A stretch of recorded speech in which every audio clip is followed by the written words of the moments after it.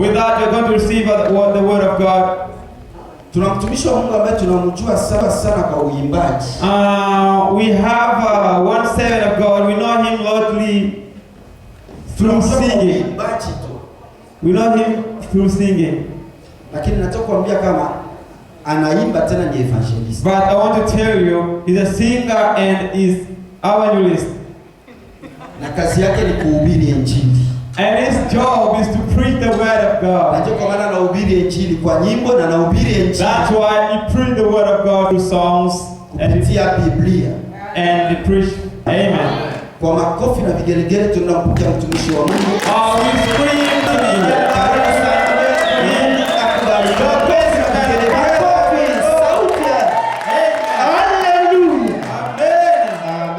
You are welcome, brother. Amen. Amen. Tutamchapia tena ule Yesu makofi na vigelegele. Let's put our hands together for Jesus Christ. Yeye ndiye anastahili kuchapua makofi ya kweli. Amen. Either one deserves to be clapped. Yule Mungu mwenye anashanja kila kitu. God who changed everything. Mbele ya yote ninamshukuru Mungu. Before everything, I'm thanking God. Ambaye amenijalia muda mzuri huu. To be in the glory to stand before you, wonderful people. Nashukuru pia kwa mchungaji wa kanisa hili. And I thank for him this opportunity. Nashukuru pia na kwa baraza lote la kanisa. And I thank so much for all congregation. Basi bila kukawia, so without taking time, tutaenda kuzungumzia neno letu fupi kwa siku ya leo. We are going to speak about a short message. Nataka umwambie aliye karibu yako, mwambie mlango mzuri. I want you to tell your neighbor, a good door. Umuulize, je, unajua mlango mzuri? Ask her, you know a good door. Leo tutaenda kuongelea kuhusu mlango mzuri. Today we are going to talk about a good door. Mimi najua unaonaka milango za mingi. I know you have seen a lot of doors. Na hakuna mwenye anaweza lamuka kutokea asubuhi mpaka magharibi na yaona mlango. No one can wake up in the morning without seeing a door. Mbele hata unaweza shinda mnyumba au kutoka nje kwenda mu program zako. Even though you are spending your day in the house, you didn't go out. Haukwenda kusema par exemple ku shift ya kazi. You didn't go to work. Haukwenda kwa masomo. You didn't go to school. Amen. So unaweza kwa kufanya program yoyote, lakini mimi si haukwenda nafasi, lakini mule mwenyewe utakuwa uko mnyumba utaona milango. Amen. Utakuwa haukwenda masomo, utakuwa haukwenda kwa kazi, lakini hata kama haukwenda nje mule mnyumba mko mlango, utakuwa uliona mlango. Amen. So Biblia nikusia kwa siku ya leo ni mlango ambao uko mlango mzuri sana kushinda milango yote iliyolishakaona. Haleluya. Tunaona milango ya kanisa, tunaona milango ya nyumba, tunaona milango ya toilette, tunaona milango ya tuseme ya kuingia msoko, ukiingia mportage kule chini downtown utaona milango. Haleluya. Mbele uingie mall ya marché au ya soko utaona mlango. Haleluya. Lakini kuna mlango wa kweli ambao nataka nikwambie kwa siku ya leo. Mlango nataka niugusie ama njia ambayo nataka niigusie nikwambie kwa siku ya leo ni Bwana Yesu, ambaye yeye ni mlango wa kweli ambao ukipita ndani hauwezi kupotea. Haleluya. Yesu Kristo ndiye njia ya kweli. Yesu Kristo ni mlango wa kweli ambao ukiingia ndani yake huwezi ukapotea ama huwezi ukaangamia. Tumeona milango nyingi ambazo unaweza kuingia, unaingia kwa mlango, unaenda par exemple unaenda kwa mfumo, kwa mfumo unakoka mlango. Amen. Ukienda kwa wafumu kuna milango. Ukienda kwa shetani kuna milango. Haleluya. Ukienda katika shughuli kawaida za dunia hii utaona milango. Lakini kuna mlango wa kweli ambao mimi nimeutambua, ambao ninataka nao ujue kwa siku ya leo. Ninajua umewahi kusikia ama umewahi kuhubiriwa ama umewahi kusikia mambo mengi, lakini kuna mlango wa kweli ambao hujawahi kutambua maishani mwako. Wengi wamesikia habari za milango, wengi wameona mambo ya milango, wameona milango, lakini hawajawahi kuona mlango unaofaa kwa maisha yao. Nataka nikwambie kwa siku ya leo ya kwamba mlango unaofaa kwa maisha yako ni Yesu Kristo. na unapoingia katika mlango huo hauwezi kupotea, hauwezi kuregrete. Ukiingia ndani utaona faida ya kuingia ndani. Ukiingia ndani ya huo mlango utaelewa kwamba kumbe nisipoteze muda wangu kuingia ndani ya huo mlango. Haleluya. Kabla ya kuendelea, tutaenda kusoma kitabu cha Yohana sura 10 mstari wa 9. Jean chapitre 10 verset 9. Nataka unisikie mzuri.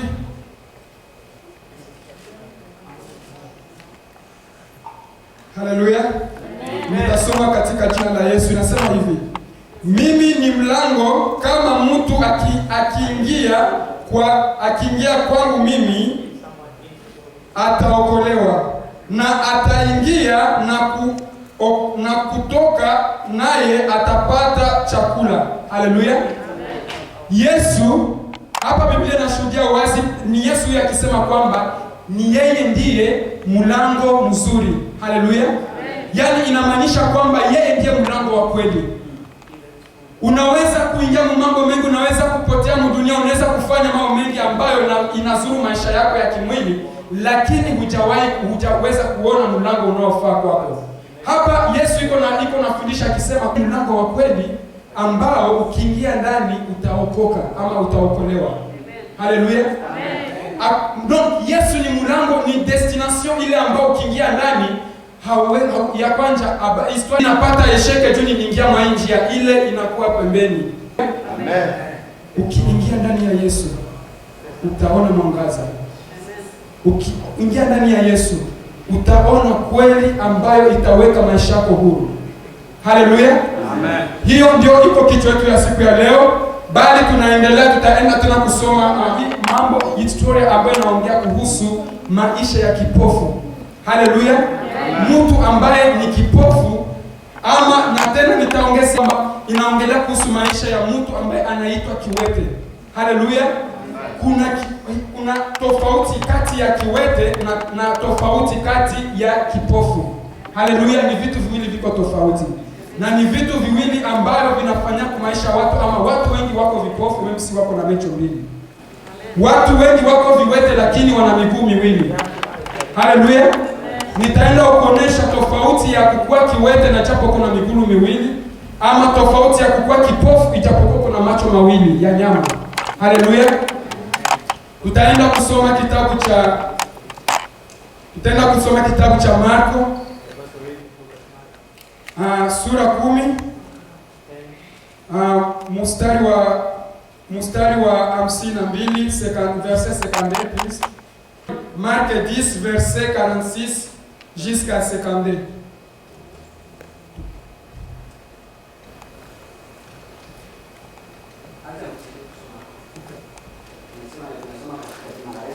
Amen. Wakafika Yeriko, hata alipokuwa akishika njia kutoka Yeriko pamoja na wanafunzi wake, na mkutano mkubwa, mwana wa Bartimayo, yule muombaji kipofu, alikuwa ameketi kando ya njia.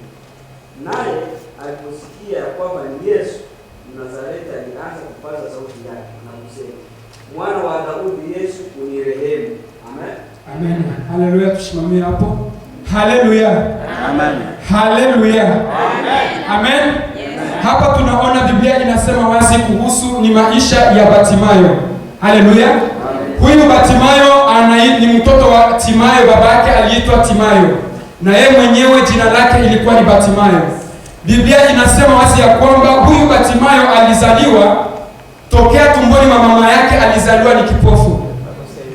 Na huyu Bartimayo alitoka tumboni mwa mama yake ni kipofu, akakomea iko kipofu, akaendaka kwa mganga juu amtunze macho. Na mimi nawaza ile wakati kulikuwa kwa daktari kutunza macho. Haleluya. Alikomala vile maisha yake hangelifanyaka kazi. Maisha yake hangeliendaka kutuseme hawezi jibeba yeye mwenyewe kwenda kushota maji. Maisha yake naweza sema kwamba hangelitumika kwa biasi fanya activity yote na iko mwenyewe. Maisha ya Bartimayo ilikuwa ni kupelekwa. Bartimayo ingelikuwa inaweza kuwa iko tuseme par exemple iko na rendezvous ya hospitali ya kwenda kutibiwa, ya kwenda kwa hospitali, ilifo kwa mtu wa kumbeba.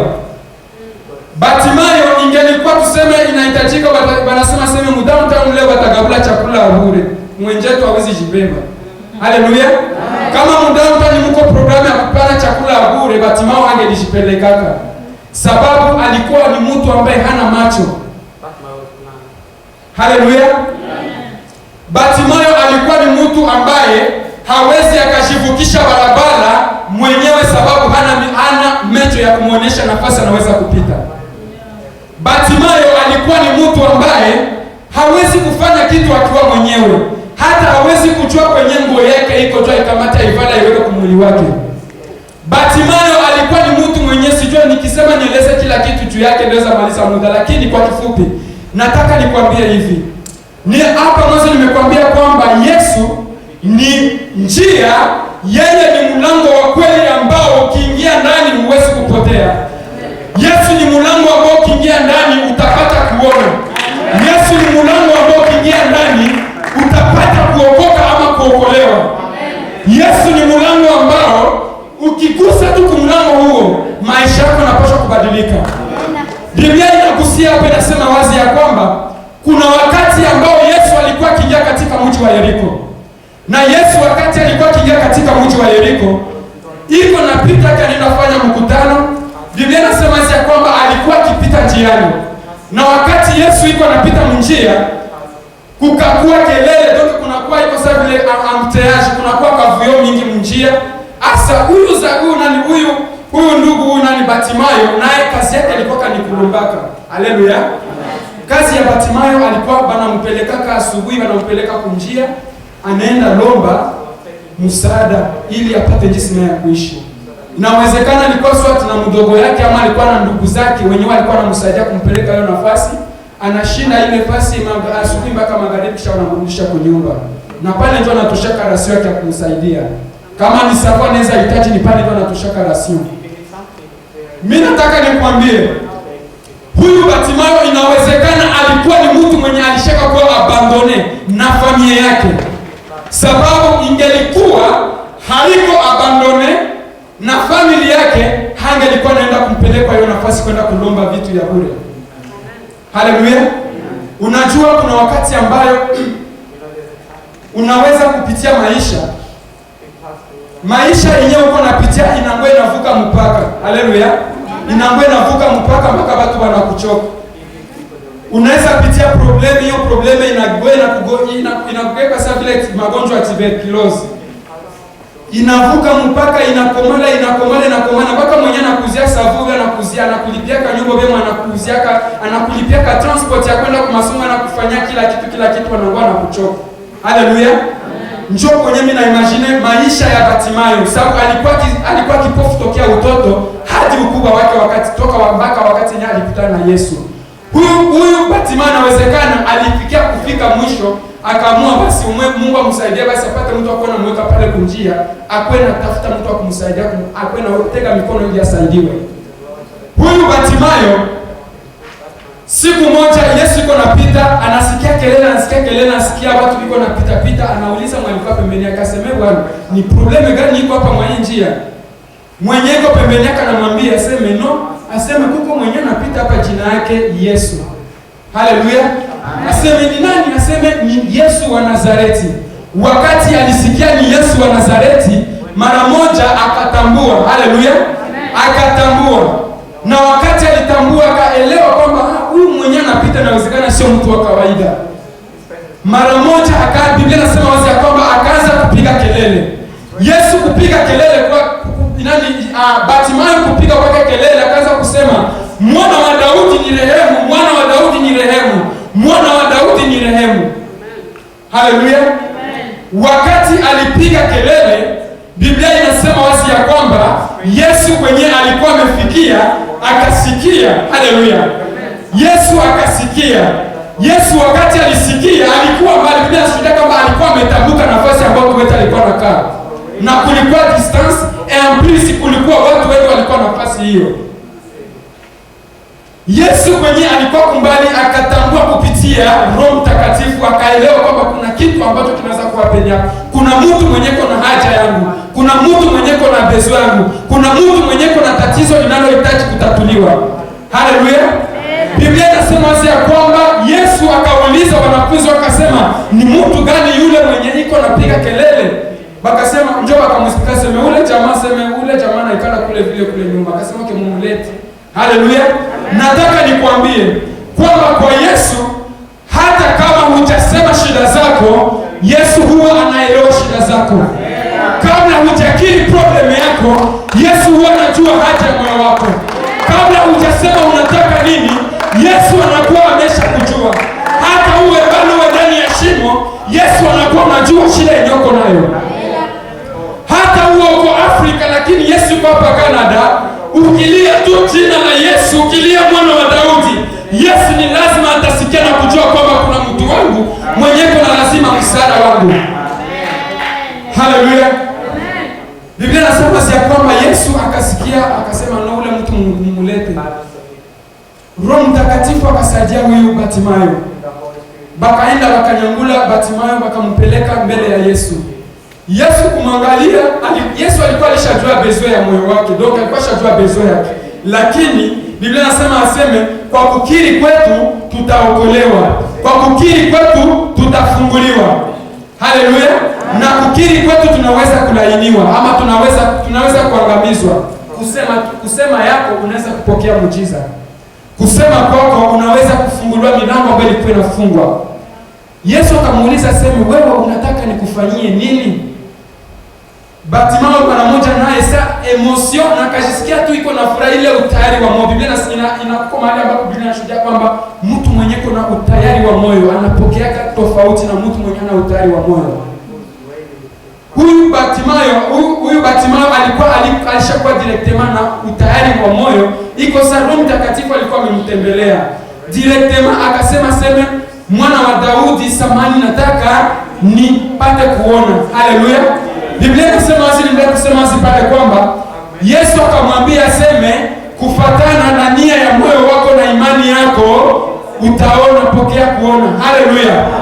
Mara moja wakati Yesu alisema kwamba utaona, sababu imani uko na imani, mara moja mwanaume macho kafunguka. Mimi nataka nikuulize, eske unaweza ni expliquer emotion ya mtu mwenye anaweza kuwa alizaliwa iko kipofu, anafikia age ya 40 au 40, hayaonaka kisha anaona kwa age ya 40, anaweza kuwa ni emotion gani? Haleluya. Mtu mwenye alikuwa na problemu ya vile alikuwa, mimi naweza sema kwamba inawezekana alikuwa alishakaonelewa kavuka mpaka.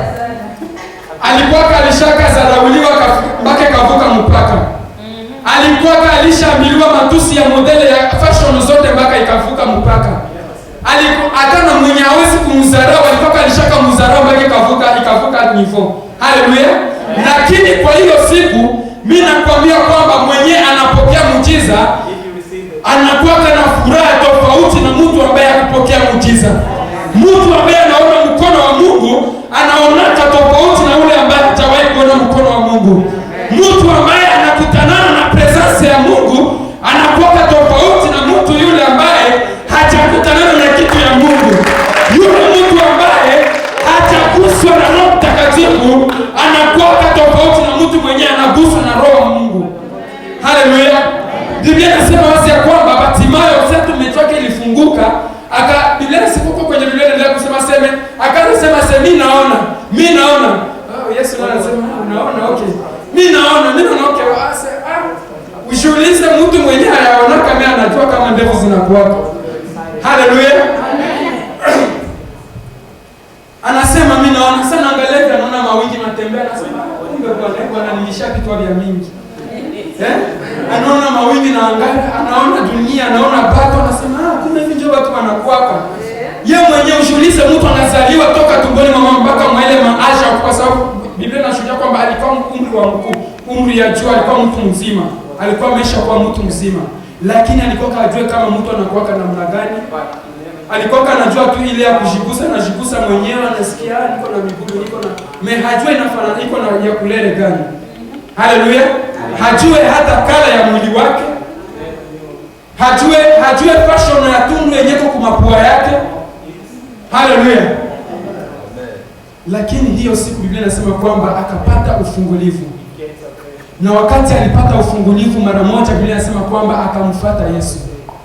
Na wakati alimfuata Yesu, hakuna kwenye Biblia inashuhudia, inaendelea kuonyesha kwamba huyu Bartimayo alimwacha Mungu, ama inawezekana hiyo kupokea yake hiyo muujiza na ufungulivu mara moja aliendelea pamoja na Yesu. Kama alienda Yesu alimtuma na aende kueleza ukuu wa Mungu kwenye alienda, Mungu ndio anajua. Haleluya. Amen. Nataka nigusie ingine. Eske unaamini kwamba kipofu mwenyewe anakaneza lota? Kipofu anamechomea na lotaka. Haleluya. Kipofu haonake mea na lotaka. Haleluya. So mimi nataka nikwambie hivi. Unaweza kuwa huko hauna macho ya kimwili, lakini uko na macho ya kiroho. Kukuwa na macho ya kiroho inamaanisha hivi, ni mtu kuona ndoto, ama wakati ambao unalala, ama wakati ambao uko mwenyewe unaona vitu vyenye viko tofauti na kawaida. Ama unaweza kuwa kipofu mimi unalota vitu vya viko normal. Unaweza shangala unaona mtu mwenyewe hana macho, mimi anakuambia sasa nililota fulani, niliona hivi na hivi. Sasa unamuuliza sema bwana, ulilota hivi na hivi, sasa uliona ina haupake na macho. Amen. Usiulize mtu anakupatia ndoto wewe hana macho. Haleluya. Nataka nikwambie. Haleluya. So mtu unaweza kuwa hauna macho ya kimwili, lakini una macho ya kiroho. Nataka nikwambie hivi.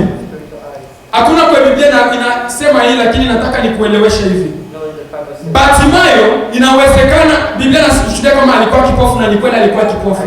Lakini kupitia Roho Mtakatifu ama kupitia neema ya Mungu alikuwa amekuwa na ile amesantire kwamba kuna kitu kitafanyika kwa maisha yake kabla akutane na Yesu.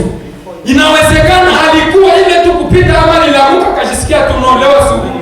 Analamuka tu mkutana miko na santire tu kama leo mchana kwa vitu vinaenda kutana na viko tofauti na kawaida. Haleluya. Kuna mwaka mtu mwenyewe anaweza lamuka asubuhi alilota anafanyikiwa, ama alilota anapata problem. Na wakati utafikia unatembea unakuwa kutana kile kitu textuellement jinsi ulikilota. Haleluya. Unakikutana vile vile na kinafanyika, ijapokuwa ulikiona tu ndoto mimi na kinaenda sasa kwa wapi ni visa vile unakiona vile vile. Nataka nikwambie hivi. Bartimayo alikutana na Yesu akamuomba nataka nione, na Yesu akamfungua macho akapata kuona. Bartimayo wakati anapata kuona, inawezekana alifunguliwa macho ya mwili na macho ya roho ilifunguka kwake. Sababu Biblia inasema wazi hapa kwamba mimi ndiye njia ya kweli, ya haki na uzima. Yesu Kristo wakati aligusa macho ya Bartimayo, nataka nikwambie hivi ya kwamba macho ya Bartimayo haikubaki jinsi alivyokuwa. Bartimayo alipata wokovu mara moja, sababu mahali ambapo mkono wa Yesu unagusa na kuna ufufuko wa roho, kuna ufufuko wa macho ya mwili na kuna ufufuko wa macho ya roho. Haleluya. Kuko watu wa mingi wenye tuko nakuta biko wa makanisa alishakafanya 30 mkanisa ukimwambia hata ukimuuliza hata explication ndoto haziwezi hata. Kuko watu mkanisa benyoko nakuta anamaliza 40 mkanisa ni bebe spirituel. Kuko mtu mwenyewe unaweza kuta na kwa mkanisa anashindwa hata bebe wa 5 mwana mshinda. Anamshinda akili. Haleluya. Mimi nimeviona, kama wewe hujawahi kuiona mimi nakwambia kama mimi nimewahi kuiona. Nataka nikwambie hivi, unaweza kuwa umemaliza siku mingi na hujawahi kukutana na utukufu wa Mungu. Unaweza kuwa umeishi mara nyingi, umeishi muda mrefu na watu wa Mungu, lakini hujakutanana na Mungu sababu hujajiweka wazi kwa wale ambao uko na frequente. Wale watu wenye wako na grace ya Mungu hujiweke wazi kwao ili upate msaada. Wewe unaweza kuwa umekuwa mtu ambaye umezaliwa mfamilia yenyewe na wokoka, wewe mwenyewe uokoke. Wewe mwenyewe unaweza kuwa umezaliwa muko ya watu wenyewe wako na grace ya Mungu, lakini wewe mwenyewe hauna grace ya Mungu. Sema kweli baba. Huyu Bartimayo alikuwa ni mtu mwenyewe amezaliwa ndani ya familia, kumrejete. Inaonekana hii familia ilikuwa kaimujali tena. Hii familia ilikuwa kaimujali tena, ishakamchoka na mashida zake na kutokuona kwake. Lakini alikuwa hajakutanaka na Yesu. Na wale watu wa jamii yake walikuwa hawajue Yesu. Walikuwa hawajaonanaka na Yesu, walikuwa hawajapokea wokovu wa Mungu, lakini siku moja tu ambayo Bartimayo alikutanana na Yesu akapata wokovu, na wakati alipata wokovu akapata kufunguliwa. Haleluya. Amen. Kukutanana yako siku moja tu Yesu tu anakuta maisha, anakukuta tu unakutana presence ya Mungu, unakutana na Yesu na maisha yako yanabadilika kushinda mtu mwenye kwa venda mkanisa. Na hakuna changement na wako maisha yake. Ukimtafuta kwa maendeleo ya kazi ya Mungu haikwake. Ukimtafuta kwa wokovu ya kweli hautaiona. Kuko mtu mwenye unaweza tafuta akusaidia hata kiroho, na japo iko na miaka mingi unaweza hata muita sema uko tatia kiroho. Haleluya. Lakini hautampata kwa hata kitu kidogo. Wale ndio wajumbe wa shetani wanakuwa makanisa. Wale ndio watu wenye shetani anatumikisha kuharibu wengine ndani ya makanisa. Amen. Wale ndio watu wenye shetani, mapigia za shetani zinakuwa makanisa, mapigia za shetani zenye ziko huko nje tuko nakutana nazo. Unakuta mtu akikwambia historia yenye alishako na mkanisa unaweza atagonjwa kikohozi. Amen. Mtu anakuelezea historia ya vitu vilishona mkanisa vya watu wanaokoka, meye mwenyewe haokoke. Ukimtafuta kwa sababu na ile experience utalishakaona unakuta ni zero. Haleluya. Unakuta umata mtoto wa ina novya waseka wa giza na mshinda. Sababu anaingia ndani ya kanisa na anaimba hata basi anaimba hata mwekole de dimanche na anafanya kazi ya Mungu na Mungu anamuona kwa ile kidogo anafanya. Amen. Huyu Bartimayo naye kukutana kwake na Yesu hiyo siku moja tu. Biblia inashuhudia kwamba alipokea ufungulivu wa kuona na baada ya ile akamfuata Yesu. Na mimi nataka nikwambie wazi ya kwamba huwezi ukamfuata Yesu kisha upotee njia. Hakuna mwenye anaweza kugusa pino la vazi ya Yesu na abakie jinsi iko. Hakuna mtu mwenye mkono wa Mungu unaweza kugusa ama mkono wa Yesu unaweza kugusa kisha abakie vile vile jinsi alivyokuwa. Ukisoma kitabu cha Luka sura 18 mstari wa 35 mpaka 43 nayo inaongelea kuhusu habari za Bartimayo. Haleluya. Nataka tuendelee, tutasoma pia Mungu. Tutasoma kitabu cha Matendo ya Mitume sura 3. Tutaanzia hapo mstari wa kwanza mpaka wa 6. Haleluya. Amen. Matendo ya Mitume. Acha nisome. Tusome katika mstari wa kwanza hadi wa 6. Tunasoma katika jina la Yesu. Amen. Basi Petro na Yohana walikuwa wakipanda pamoja kwenda hekaluni. Saa ya kuomba saa 9. Na mtu mmoja aliyekuwa kiwete toka tumbo la mama yake alichukuliwa na watu wakamweka kila siku katika mlango wa hekalu ulioitwa Mzuri, ili aombe sadaka kwao walioingia ndani ya hekalu. 3. Mtu huyu akiona Petro na Yohana wakiingia hekaluni aliomba kupewa sadaka. Na Petro akimkazia macho pamoja na Yohana akasema, ututazame sisi. Akawaangalia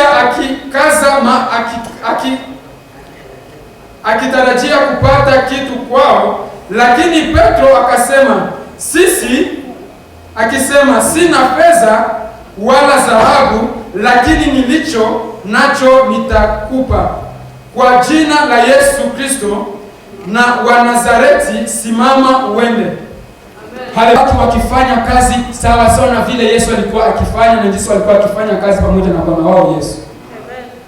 Biblia inasema wazi ya kwamba Petro na Yohana ilikuwa kawaida kwao kila siku saa 9 kwenda hekaluni, katika hekalu linaloitwa Mlango Ulio Mzuri. Haleluya! Nataka nikwambie kwamba katika mlango mzuri kuna vitu vizuri. Katika mlango mzuri kuna mambo ambayo yako tofauti na kawaida. Amen. Ukiingia kwenye mlango mzuri ukiwa na utayari, utapata kitu kilicho tofauti na jinsi unatarajia kupata.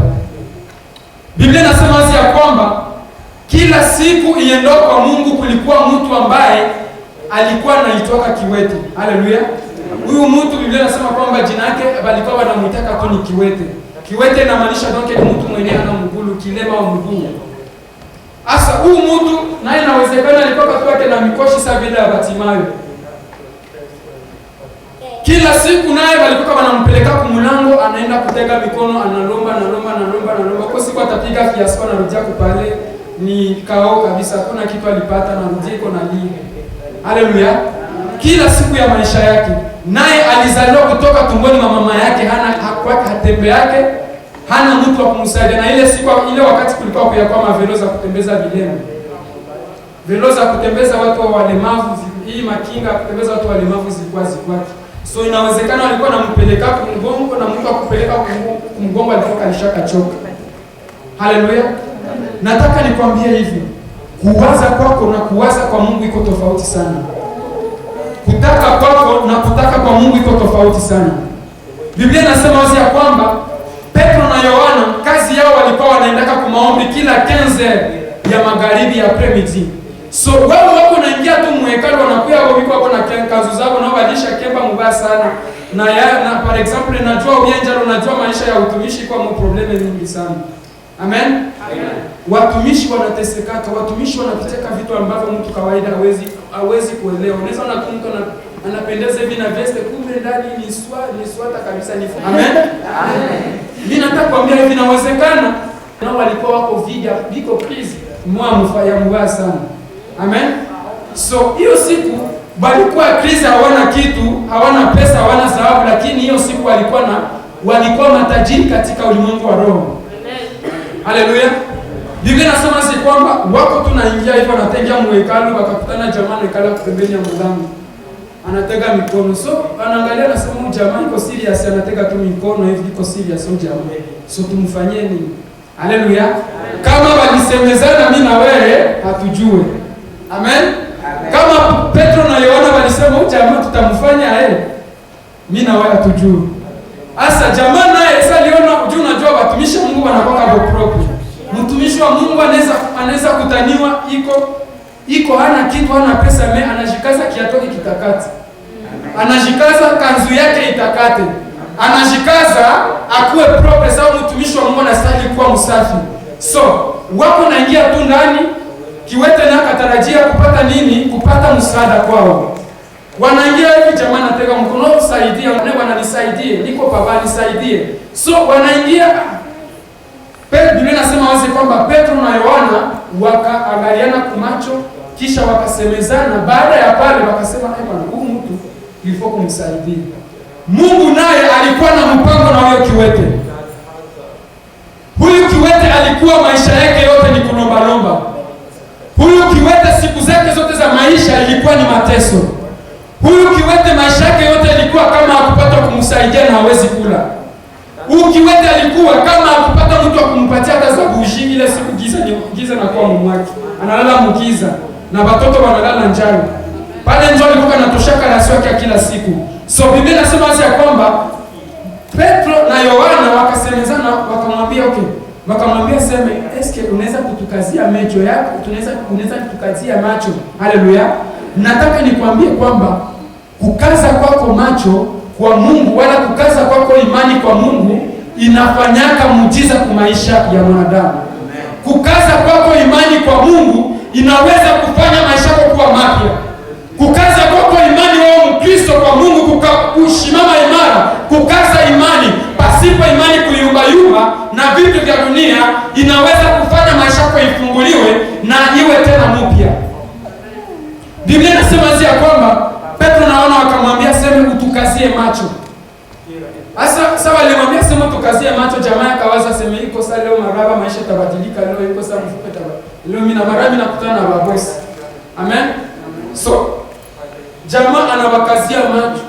Kubakazia macho na ngoza sapate lare swata. Bana mwambia sema si sasa tena bana sikie tena sasa problemu ya kumvunja tena moyo. So bana mwambia sema unajua sema hatuna dola, hatuna dhahabu, hatuna fedha. Unasikia? Mtu mwenyewe kwa mwambia akukazie macho kisha unamwambia tena na hauna lenyeko na wewe bezuri. Pale mtu anakuwa anavunjika moyo. Lakini huyu kiwete alikuwa hajajua ama kutambua kwamba kuna kitu tofauti kia maana sana kushinda ile pesa ama kushinda ile dhahabu yenye iko na tarajia kwa wale watu. Alikuwa ajua kwamba atakutana kitu kiko tofauti na vile vyote. Biblia inasema wazi ya kwamba Petro na Yohana wakamwambia sema sisi hatuna pesa, hatuna dhahabu, hatuna fedha, lakini tulicho nacho ndicho tutakupa. Kenye tuko nacho ndicho tutakupa. Wakati walimwambia sema kenye tuko nacho ndio tutakupa, mwanaume inawezekana alivunjika mbaya sana. Akasema sasa vyote venye niko navyo besoje vile mnasema na Mungu. Asa nyinyi mnataka nipatie venye mimi sina navyo besoje. Asa mmoyo unajua mimi nashipanyago example kwa wakati nilikuwa nakuwa vile pasana nataka nipiga injili wapi. Sana toka pale mimi ninatoka iko Filipita Swata. Amen. Mimi nilikuwa na besoje nipate wake sasa natoka pale Swata kao. Hata nihubiri yeye nakuta nasema lakini inaweza kwa saa zingine ni kweli sikufarijika jinsi nilikuwa nahitaji nifarijike. Amen. Njoo kawaida mtu ya Wakristo wa leo. Njoo kawaida watu wa leo. Watu wa leo nakuta wanamaliza siku kanisani lakini kubadilika wabadilikaki. Wanaingia kama kanisani, wanasikia neno, watumishi wa Mungu wanahubiri kila siku, wanahubiri injili ndiyo hai ya kubadilisha maisha yao, ya kuwaonesha safari ya kwenda mbinguni, lakini wanasarau neno la Mungu.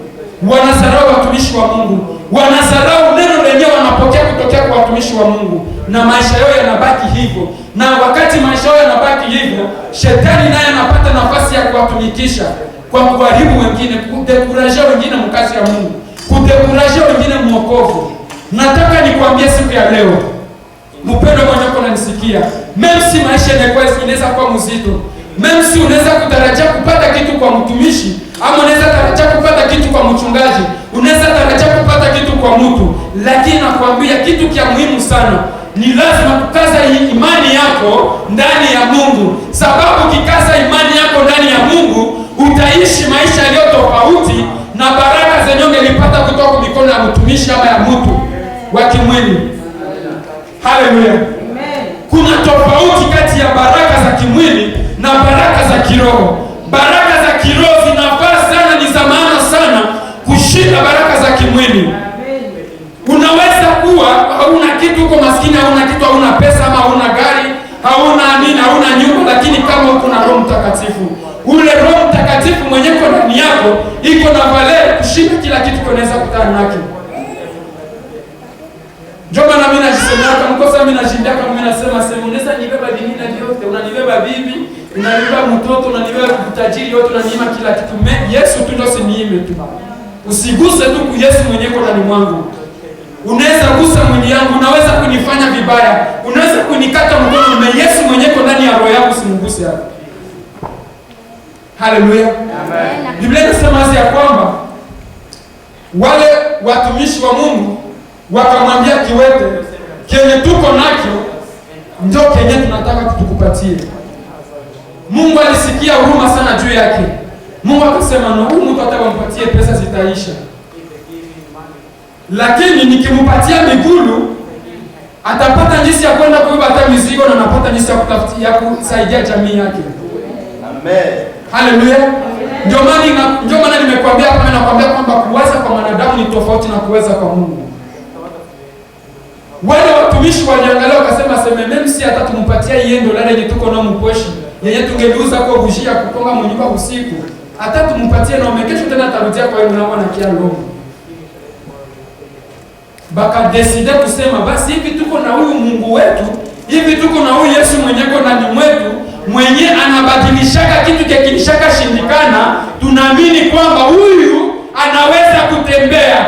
Mchapie Yesu makofi.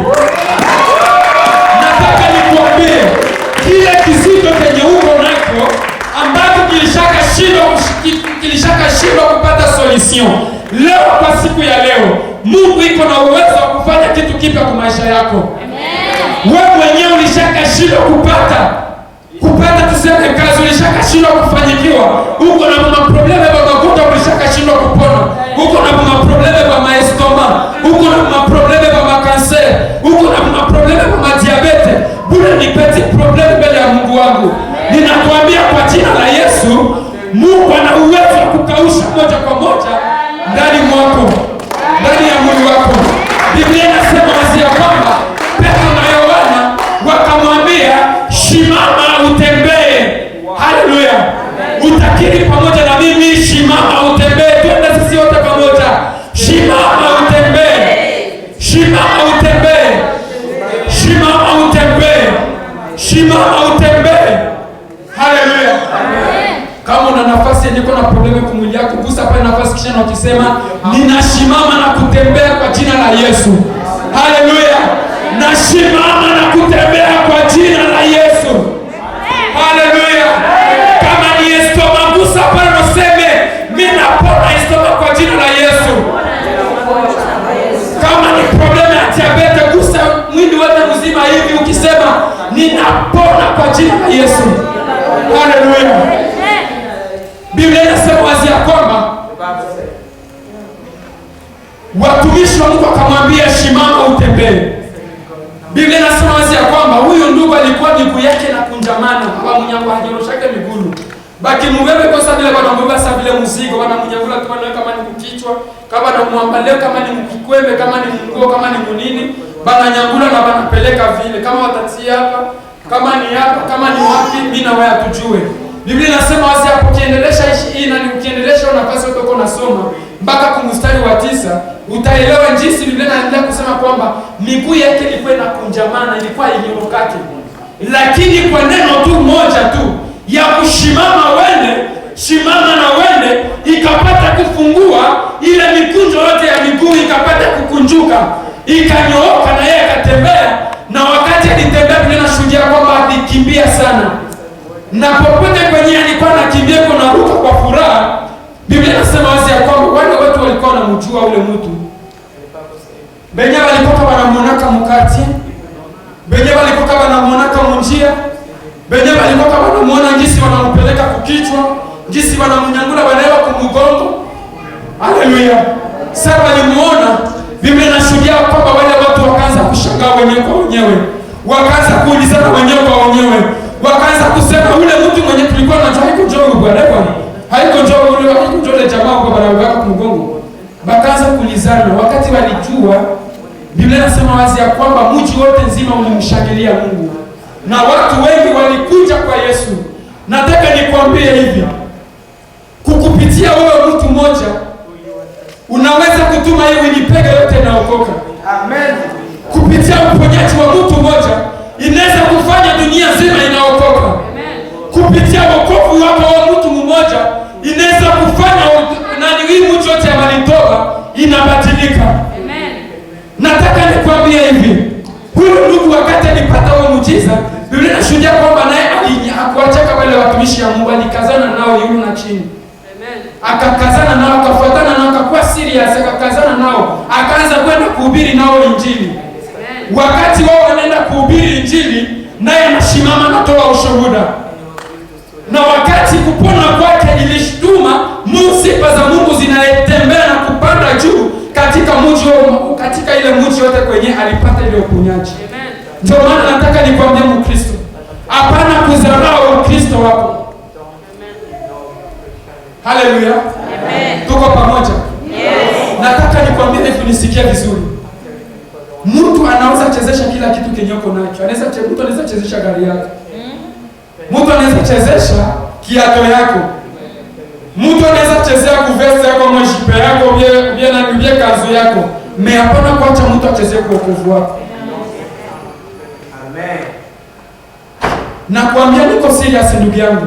Mtu anaweza kuchezea kubila kila kitu kenyoko nacho. Mtu anaweza kuchezea kupesa zenyoko nazo.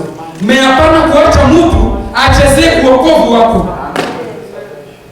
Unaweza kuacha mtu achezee kila kitu, achezee kupipi kila kitu kia nyumba, achezee kunyumbako, afike mnyumbako achezee mokangeme. Hapana kuacha mtu achezee kuutumishi wako.